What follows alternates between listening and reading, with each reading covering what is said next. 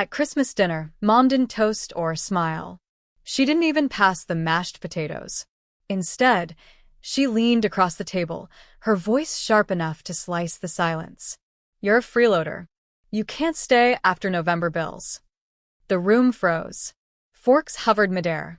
My brother smirked into his glass. My sister fiddled with her phone, pretending not to hear. I sat there, heart pounding, but my face stayed calm. I had given her everything. My paycheck chipped in for groceries, my weekends fixing the broken dryer, my nights babysitting her golden daughter's kids for free. And still, I was disposable. I swallowed, set down my fork, and said nothing.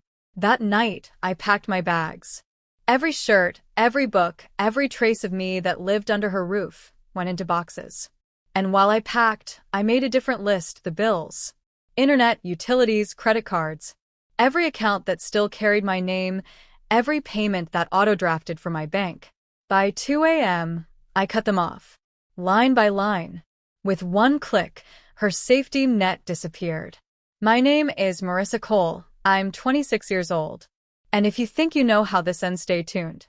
What happens when the person you called a freeloader turns out to be the one holding the bills?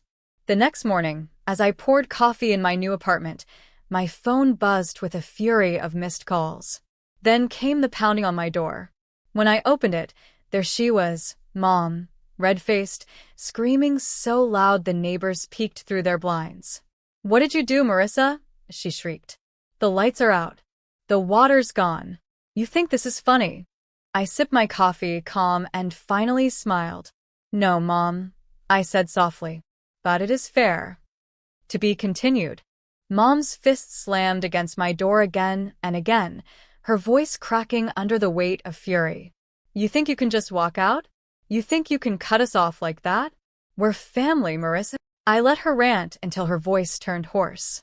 Then I set down my mug, opened the door just enough for her to see my face, and said evenly, "Family doesn't call their daughter a freeloader in front of a table full of people. Family doesn't throw you out like trash." Her eyes widened, just for a second, before narrowing again. "I didn't mean it like that. It was just a moment. A moment you've repeated for years." I cut in. "Do you know how many Novembers I carried your bills without saying a word? How many Decembers I put gifts under a tree you couldn't afford? You wanted me gone, so I left. And with me, so did the payments you depended on." Behind her, the neighbor across the hall poked his head out, raising an eyebrow at the spectacle. Mom noticed, cheeks burning red.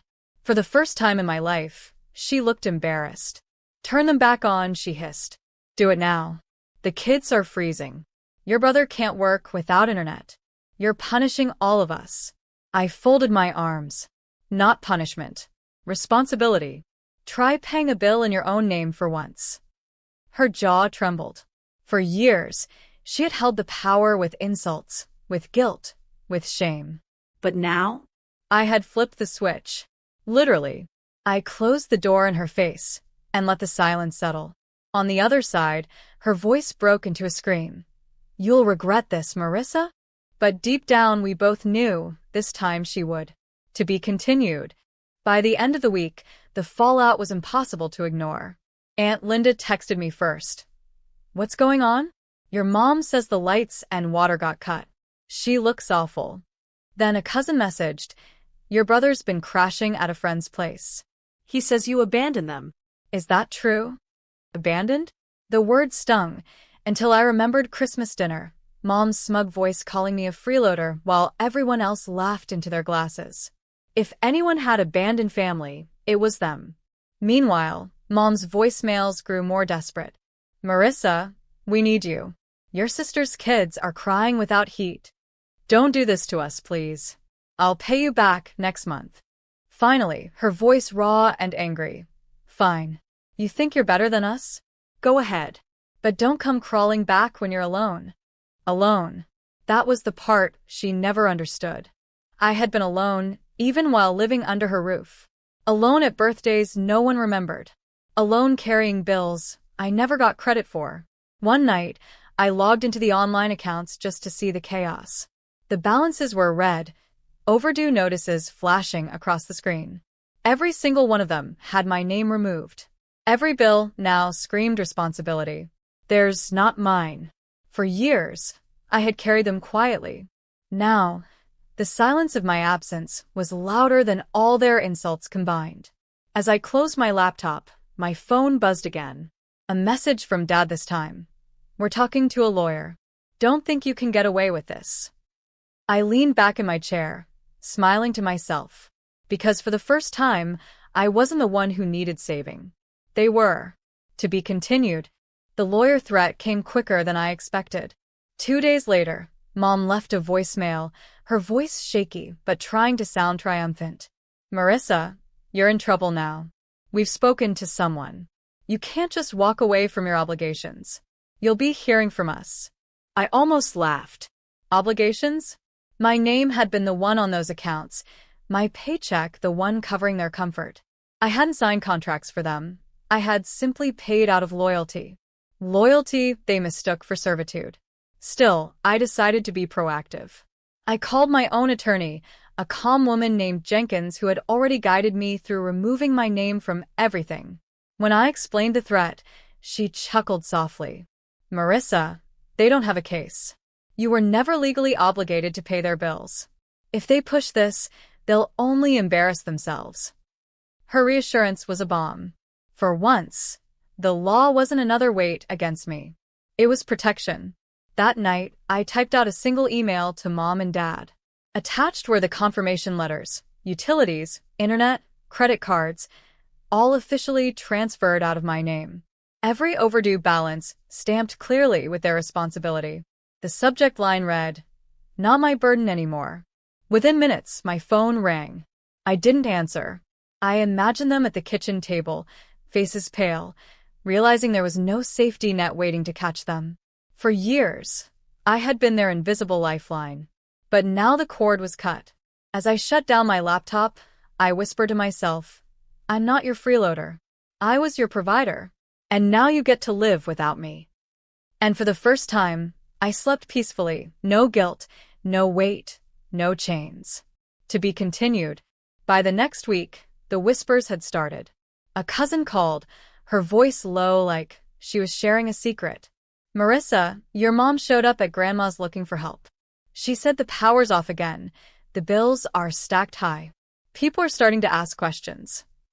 I pictured it, Mom, the woman who had called me a freeloader at Christmas dinner, now sitting in front of relatives, begging for scraps. The irony wasn't lost on me. Then came the text from old family friends. "Is it true your parents can't keep up with their bills?" Another. "Funny, they always bragged about your brother's success. Guess that was exaggerated." I didn't reply. I didn't need to. The story was writing itself without me. Meanwhile, Mom's tone shifted again. Another voicemail, softer this time, pleading. "Marissa, this isn't who you are. You've always been the strong one. Please just help us until we get back on our feet. You know your sister can't manage the kids, and your brother's business is struggling. Don't abandon us." I pressed play again just to hear the desperation in her voice. For years, they had mocked me, the average one, the helper, the freeloader.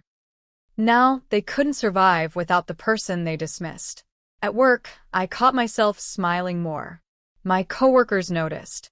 "You look lighter," one said. And she was right. Carrying them had been a weight I didn't even realize until I finally dropped it. That night, I stood on my balcony, city lights glowing beneath me, and whispered into the cold air. Let them taste the silence. Let them live with the emptiness they gave me. And I knew their unraveling had only just begun. To be continued. By mid-January, the collapse was public. Mom's friends had stopped inviting her to brunch. Dad's so-called golfing buddies whispered behind his back. And my brother, the one they called the future of the family, was spotted borrowing money from coworkers just to keep gas in his car. I didn't lift a finger. I didn't send proof, didn't make calls. Their downfall came from the very silence they once forced on me. Then one evening, a letter arrived at my apartment. Handwritten. My mother's cursive slanted and shaky. "Marissa, we're sorry. We were wrong. We never should have said those things at Christmas. We didn't realize how much you carried until it was gone. Please, if there's anything left in your heart for us, help. I held the paper in my hands, waiting for the guilt to wash over me. But instead, there was calm. I sat at my desk, opened my laptop, and drafted a reply. No venom. No insults.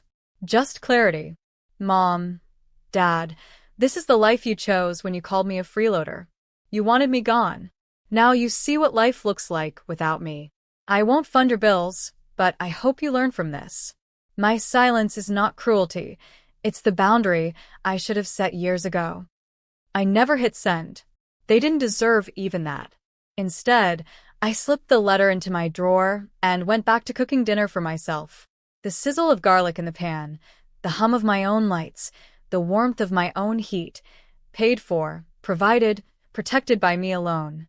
For the first time, I tasted peace. And it was far richer than any holiday feast they ever mocked me through. To be continued, February brought the final unraveling. Word had spread far enough that even distant relatives reached out. An aunt messaged me, "Your parents keep saying you abandoned them, but everyone knows you were the one holding things together." They're embarrassed, Marissa. People finally see it. For years, I'd been invisible. Now, ironically, my absence made me unforgettable. At work, promotions were opening. I threw myself into applications, interviews, projects that once had been impossible, while I drained myself covering their bills. Without their weight, I soared. And when the offer letter came, double my old salary, I realized I had built a future stronger than any approval they could have given me. Meanwhile, the voicemails shifted again. My brother's voice was hoarse. "You ruined us, Marissa. You'll regret this when you're all alone." But I wasn't alone. My apartment was filled with friends, laughter, coworkers who celebrated me without conditions. The loneliness had never been mine. It had been theirs, disguised by the noise of control. That Sunday, I walked past their house on my way downtown. The curtains were drawn, the lawn unkempt, the mailbox stuffed with envelopes stamped overdue. I didn't stop. I didn't wave. I simply walked past, the sound of my heels on the pavement louder than their silence. They had called me a freeloader. Now they lived in the shadow of their own words, dependent on the people they once mocked. And I carried nothing of theirs anymore. The freedom was intoxicating. To be continued. Spring came, and with it, a clarity I'd never known. While my family scrambled in the ruins of their own making, I stood taller, steady, free. My light stayed on, my bills were paid, my fridge full because I filled it. No begging, no guilt, no backhanded freeloader labels. Just me, building the life they swore I couldn't. On Easter Sunday, a final voicemail arrived. Mom's voice was hollow, nothing like the sharp tone she once wielded. "Marissa, we don't know how to fix this. We thought we were teaching you toughness, but maybe we were just cruel. We lost you, and maybe we deserve this." For a moment, I closed my eyes, letting her words hang in the air. I thought of every night I lay awake wondering why I was never enough. Every Christmas where laughter echoed while I swallowed tears. Every time they made me feel like I was a burden, when all along I was the one carrying them. I didn't reply, because this wasn't about vengeance anymore. It was about truth. And the truth was, their collapse was their own lesson, not mine to fix. That evening, I sat on my balcony, city lights sparkling below, friends' voices still echoing in my living room. A glass of wine in hand, I raised it silently to the night. To boundaries, I whispered. To freedom. The sweetest justice wasn't in their downfall. It was in my peace, the life I finally claimed, the silence I no longer feared, the family I chose instead of the one that broke me. They had called me a freeloader. But in the end, I was the one who walked away with everything.